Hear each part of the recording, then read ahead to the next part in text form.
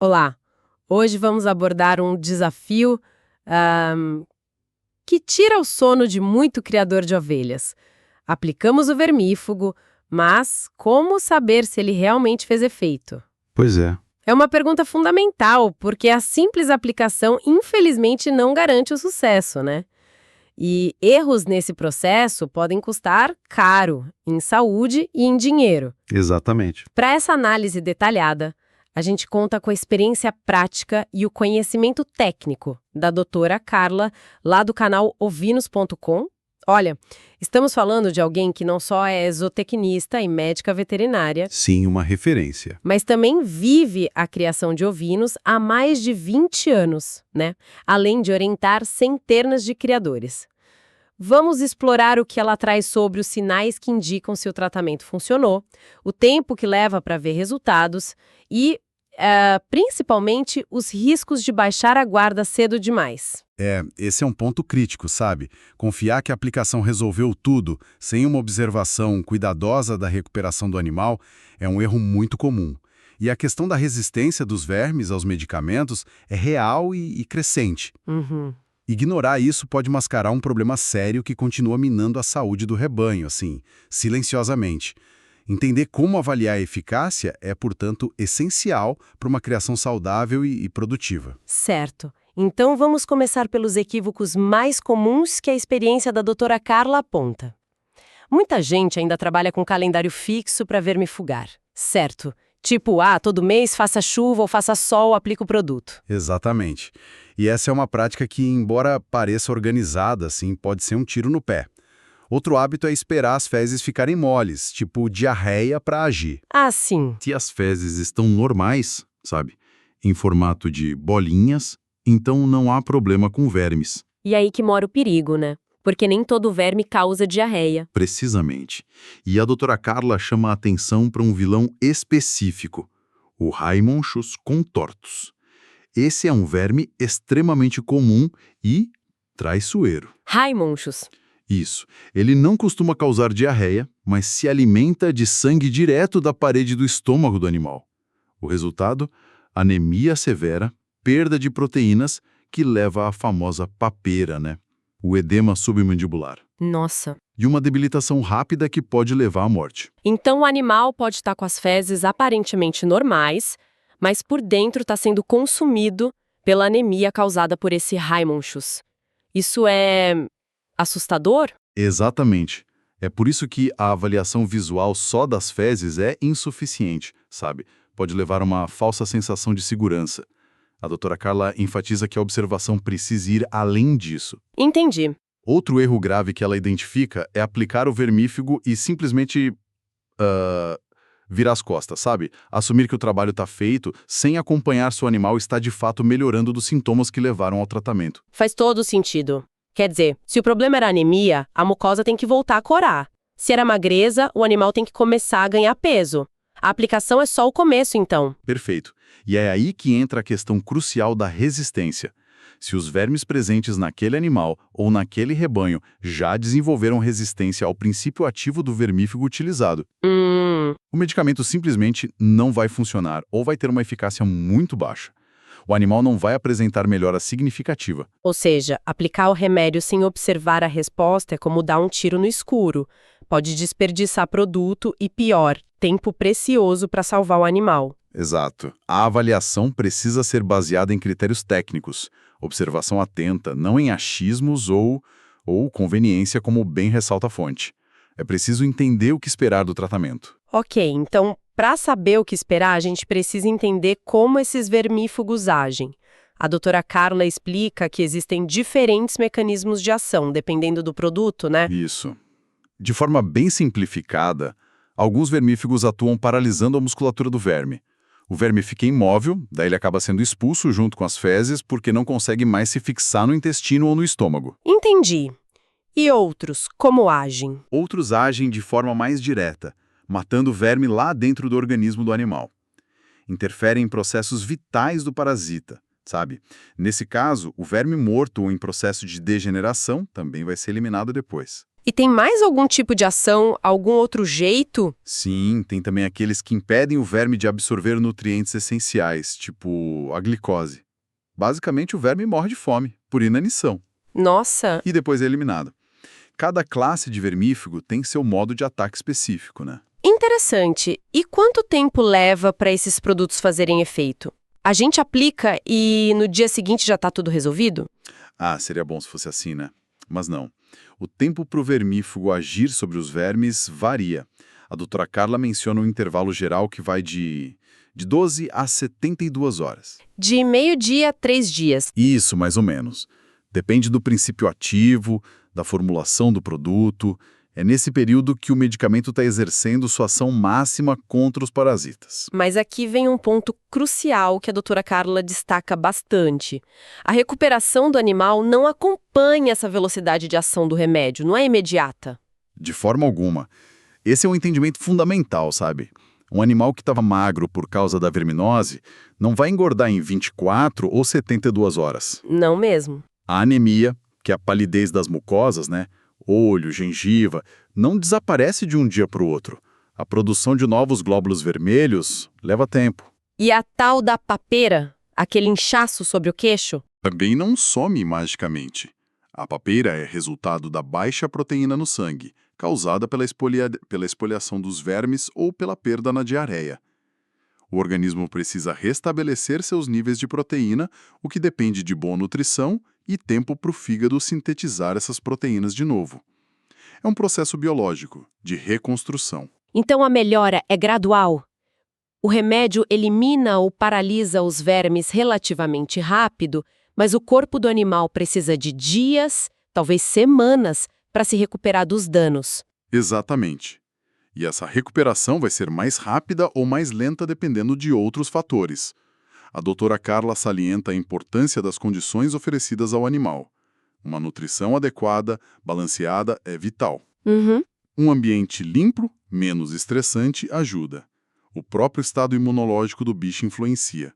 Tudo isso contribui para que o metabolismo e o sistema de defesa funcionem melhor e acelerem a recuperação. Faz todo sentido.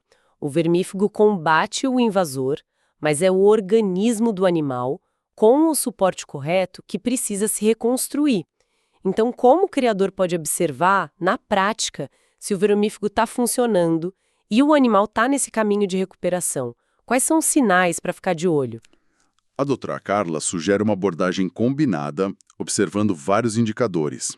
Para quem já utiliza o método FAMACHA, aquele cartão com escalas de cores para avaliar anemia, comparando com a mucosa ocular, Sim, conheço. uma reavaliação entre 3 a 7 dias após a vermifugação pode ser bem reveladora. Como assim? O que se espera ver? Espera-se ver uma melhora na coloração.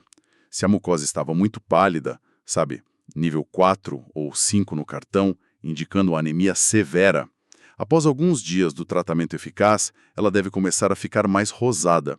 Isso indica que a perda de sangue diminuiu e o corpo está começando a repor os glóbulos vermelhos. Ah, tá. Mas e se a anemia for muito, muito grave? A melhora aparece mesmo assim em poucos dias? Nesse caso, a doutora Carla alerta que a melhora pode ser mais lenta, mais sutil no início. Pode levar mais de uma semana para uma mudança significativa ser visível no FAMACHA. Entendi. Por isso que a comparação do antes e depois é crucial. Anotar o score FAMACHA no dia do tratamento e comparar com a leitura dias depois dá uma medida objetiva dessa evolução, sabe? Certo. Além do FAMACHA, o que mais observar? O comportamento do animal muda? Sim, e esse é um ótimo indicador. Um animal muito parasitado geralmente fica apático, isolado do rebanho, não tem energia para buscar comida, fica mais tempo deitado. Fica moado, né? Exato. Se o vermifugo funcionou, espera-se que, gradualmente, o animal se torne mais ativo, volte a pastar com vontade, a interagir com os outros. Essa melhora no comportamento e no apetite é um sinal positivo bem importante. E as fezes? Mencionamos antes. Se o problema era diarreia. Nesse caso específico, se a diarreia era causada por vermes que afetam mais o intestino, a normalização das fezes, voltando a formar as bolinhas características dos ovinos, é um sinal claro de melhora da função intestinal. Mas, E aqui a doutora Carla é enfática de novo. Não se pode confiar apenas nisso. Lembra do Raymond Chuss? Ele pode estar causando anemia fatal com fezes perfeitamente normais. Portanto, mesmo que as fezes melhorem ou já estivessem normais, a checagem da mucosa, o FAMACHA, continua sendo indispensável. Ok, recado dado. Mucosa, comportamento, fezes. Falta algum sinal importante para a gente observar? O ganho de peso. A verminose crônica frequentemente leva à perda de peso ou dificuldade de ganho, né?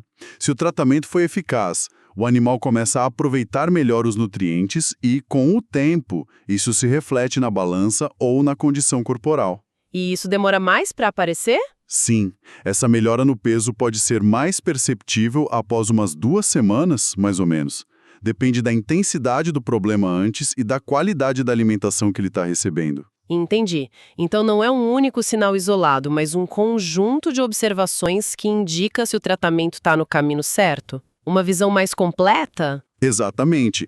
É a combinação desses sinais clínicos, melhora na cor da mucosa, mais disposição, normalização das fezes, se for o caso, e, a médio prazo, recuperação do peso, que oferece um quadro mais confiável da recuperação.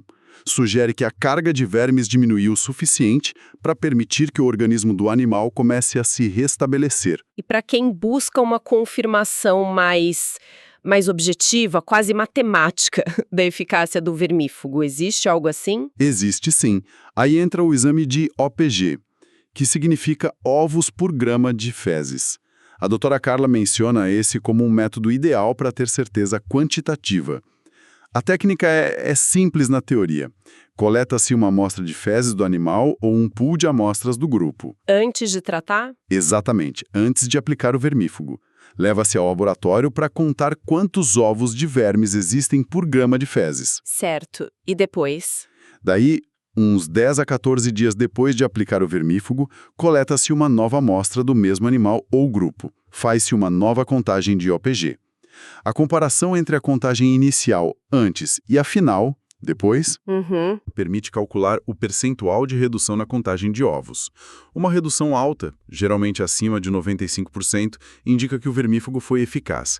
Uma redução baixa aponta para problemas como a resistência. Ah, entendi.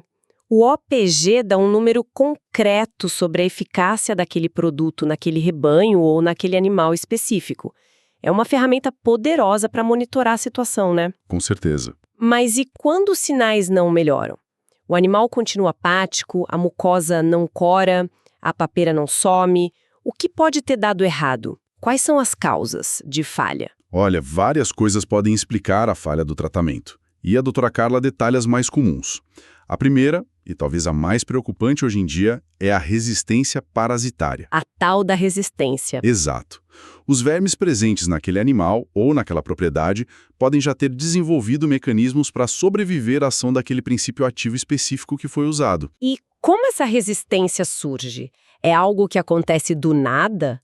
Não, geralmente é resultado de um manejo inadequado de vermifugação ao longo do tempo. Aquela prática de tratar todos os animais em intervalos fixos e curtos, tipo a cada 30 ou 60 dias. O calendário fixo de novo. Pois é, usando sempre o mesmo tipo de produto ou alternando sem critério. Isso acaba selecionando os vermes que, por acaso, já eram naturalmente um pouco menos sensíveis. Só eles sobrevivem e se reproduzem, passando essa característica para as próximas gerações. Com o tempo, a população de vermes se torna predominantemente resistente. É a seleção natural agindo a favor dos vermes mais fortes contra o remédio, faz sentido. Outra causa de falha. A dosagem incorreta. Isso é muito comum. A dose do vermífugo é calculada com base no peso vivo do animal, né?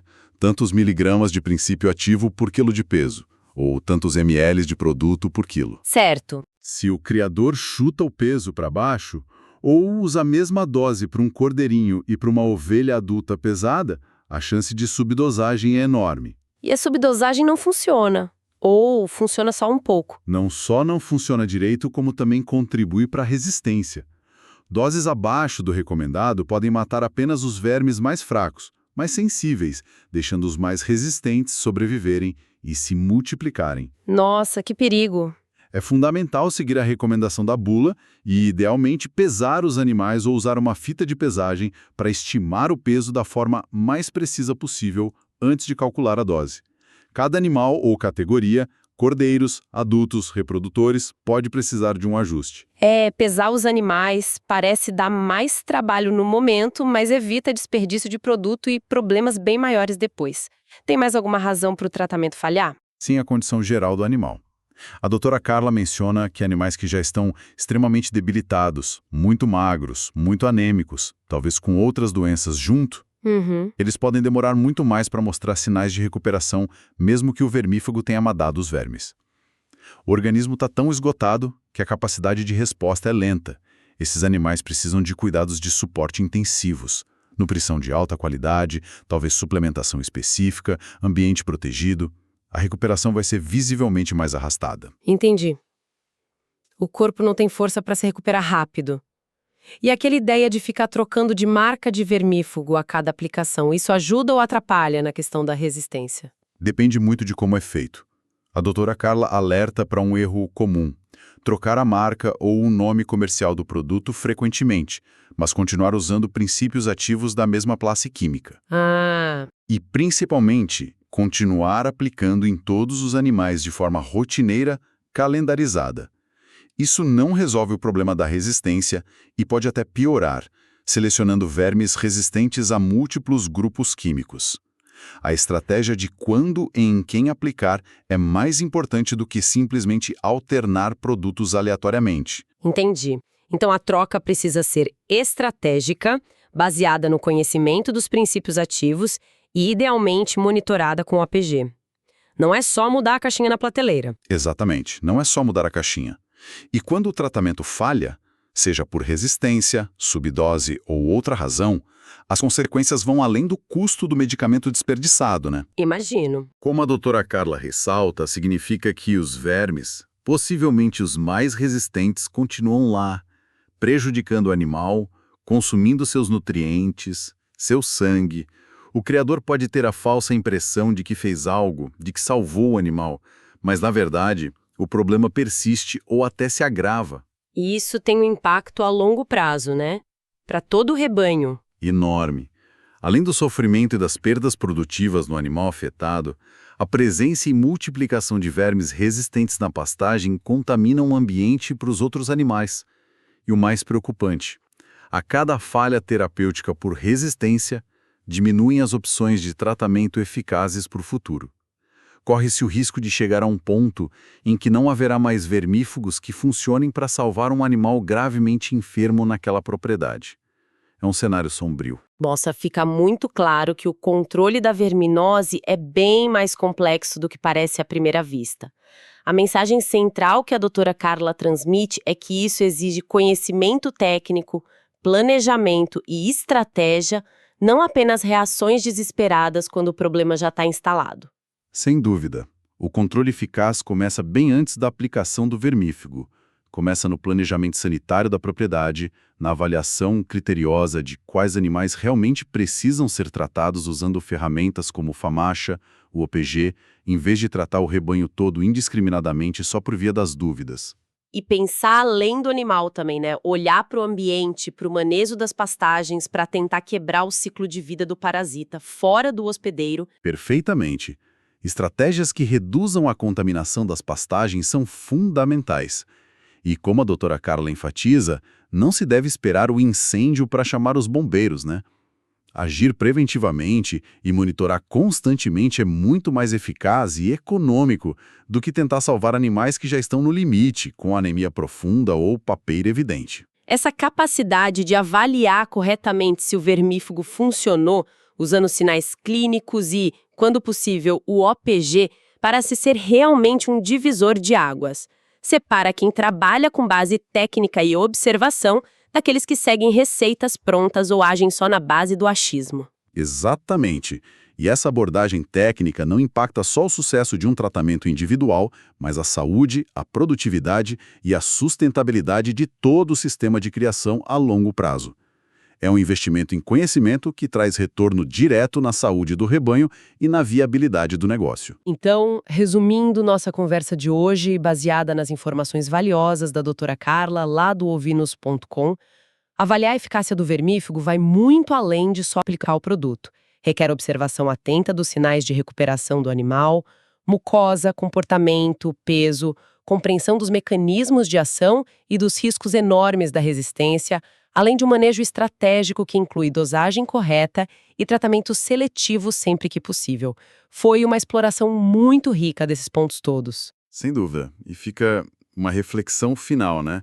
Inspirada nessa complexidade toda que a gente viu, diante do desafio crescente da resistência aos vermífugos e da necessidade dessa observação cuidadosa que a doutora Carla tão bem expõe, qual espaço e importância teriam as estratégias não químicas, pensando em manejo de pastagens mais inteligente, nutrição estratégica e até mesmo na seleção de animais geneticamente mais resistentes aos vermes, aspectos que não detalhamos aqui, mas são super relevantes.